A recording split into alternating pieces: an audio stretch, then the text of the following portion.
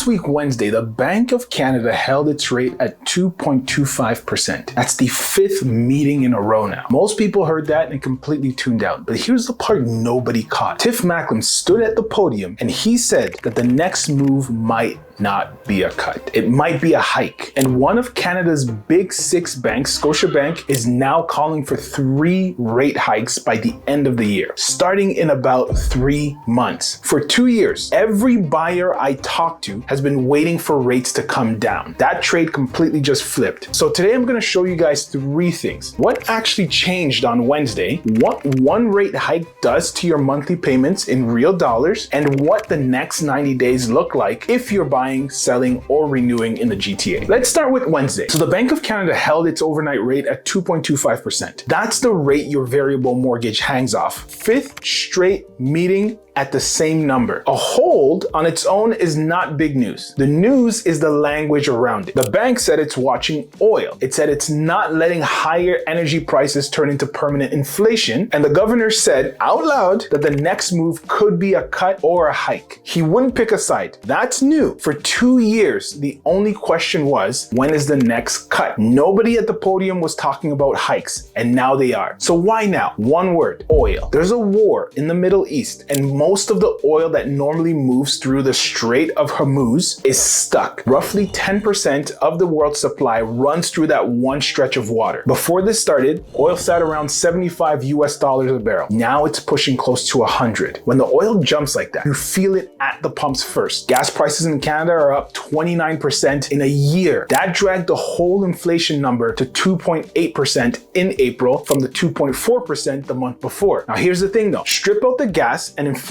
is actually sitting at 2% flat, bang on the Bank of Canada's target. This is an oil problem, not an everything problem, but the bank's been burned before. In 2021, it called inflation temporary when it really wasn't. The rates went up 10 times in a row after that. It's not making that same mistake twice. If oil stays high and those prices start leaking into groceries, shipping, and everything else, the bank hikes. That's exactly what Macklem was telling us in central banker language. Now, here's where it gets real. Scotiabank now has the Bank of Canada raising rates 3 times by the end of this year, from 2.25 to 3%, starting in or around the fall. That's roughly 3 months from now. Now, I don't want you guys to panic. I want to be straight with you guys. Scotiabank is the only one of the big 6 banks calling for hikes. The other 5 are calling for a hold. Nobody has a crystal ball, myself included, and I'm not predicting anything. I'm just reporting on what the forecasts say. But think about it. 6 months ago, 0 of the big banks had hikes on their table. Now, one of them does, and the central bank itself won't rule it out. The direction of this whole conversation is flipped, and that's the story. So let's put real dollars on this, because percent signs don't really pay your mortgage. So say you're carrying a $600,000 mortgage, pretty normal for a first home in Brampton or Mississauga. At 4%, paid over 25 years, that payment is roughly $3,170 a month. Now move that rate up 3/4 of a point to 4.75%, same house, same mortgage, the payment goes to about $3,420 a month. That's $250 more a month, $3,000 a year every year for doing nothing wrong except signing a few months later. And that $3,000 doesn't buy you 1 extra square foot. It just disappears. I'm Max Moy, by the way. I sell real estate across the GTA and I live here, boots on the ground, every single day. Now here's the part that surprised me this week. Fixed rates didn't wait for the Bank of Canada. They already started moving. Fixed mortgage rates don't follow the overnight rate, they follow the bond market. And the bond traders move the second the wind changes. The 5-year Government of Canada bond yield has climbed to around 3.1%. Lenders have already pushed their fixed rates by about 1/4 to almost 1/2 a point in the recent weeks. The best 5-year fixed in the country right now sits right around 4%. A few weeks ago, you could do better. So the cheapest money of this cycle might already be behind us. Not because the bank hiked, because the market moved first. By the time the hike is official, the fixed rate you wanted is already long gone. And while everyone's watching rates, look at what prices did. In January, the average sale across the GTA was about $968,000. In May, it was $1,069,000 in change. It climbed every single month this year. Now, some of that is the spring season, bigger home selling. I'm not gonna pretend like it wasn't. But if you look underneath, new listings in May were down almost 19% from last year. Sales were up 6.3%. So the pile of homes to pick up from is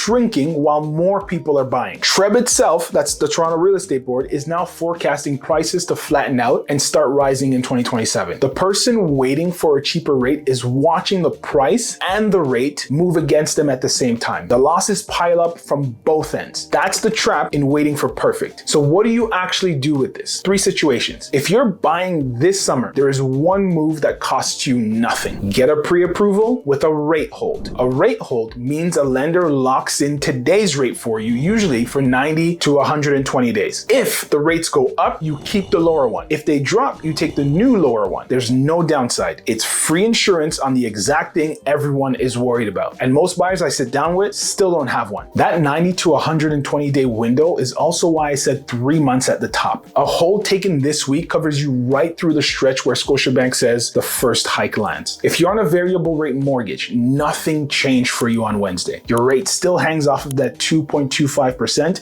and it only moves if the bank actually moves. But the free ride down is over. The smart play is to budget like the next change is going to add to your payment instead of shrinking it. If a $200 bump would actually break your month, that's a conversation to have now and not after the announcement. And if your renewal comes up in the next 6 months, this one's for you. And I know there's a lot of you out there. A big wave of mortgages signed in 2021 at rates under 2% renews this year. So please pay attention if that's you. Say you took a $600,000 mortgage at 1.99% back in 2021. Your payment was about $2,540 a month. What's left of that mortgage renews this year around 4%. The new mortgage payment lands around $3,050. That's $500 more a month, even after 5 years of paying it down. That's the renewal cliff everyone talks about. And the hike cycle will land right on top of it. So whatever you do, do not just sign the letter your bank mails you. Shop it. The posted 5-year rate at the big banks is over 6%. The best rate in the market right now is around 4%. On that same $600,000 mortgage, that gap is roughly $700 a month. The bank's first offer is usually a starting point, not a price. If you want help reading your own situation, your renewal, your pre-approval, whether this changes your plan, book that free 15-minute call with me. We'll pull your actual numbers, your city, your timeline, and give you a straight read. No pressure. Link down in the description or QR code right here on the screen. And in the next video, I've got one for you if you own anything in Toronto. The city just split into 2 completely different markets. One side has a bidding war and the other side can't even find any buyers. The gap between them is the widest I've seen in the data. That one's next. You can watch it right up here and I'll see you there.